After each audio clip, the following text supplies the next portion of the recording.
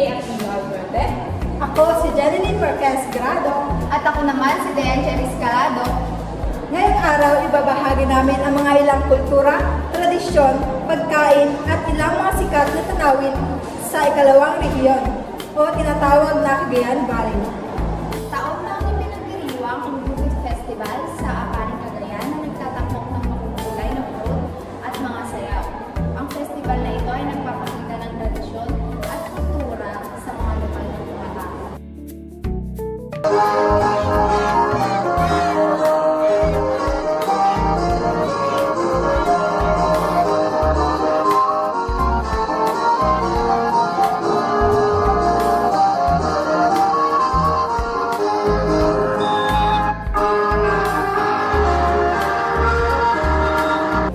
Isa rin dito ang sikat na pagkain, ang longganisa ng Cagayan. Ito ay isang lokal na sausage na kilala sa masarap na lasa at aromatic na amoy. Karaniwan itong sinasamahan ng kanin at itlog sa almusal. Ang Cagayan River ay kilala sa pinakamahabang ilog sa Hilagang Luzon. Ito ay tanyag sa mga aktibidad tulad ng white water rafting at kayaking na umaakit sa mga adventurer at mahilig sa kalikasan.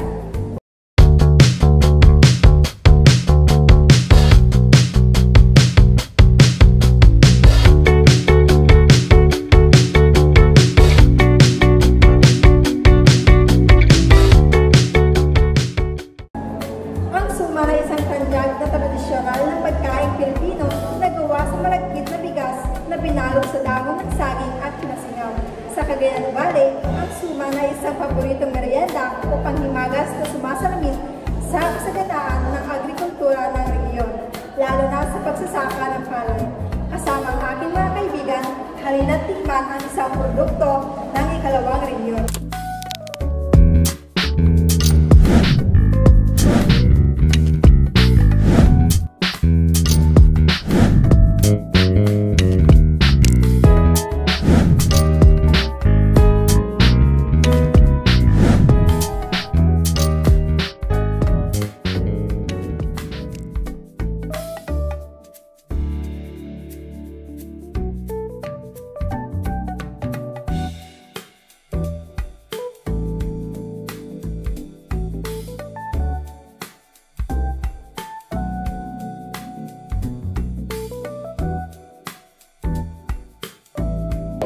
Ang mga ito ay ilan sa mga sikat na kultura, tradisyon, produkto at mga tanawin ng ikalawang rehiyon.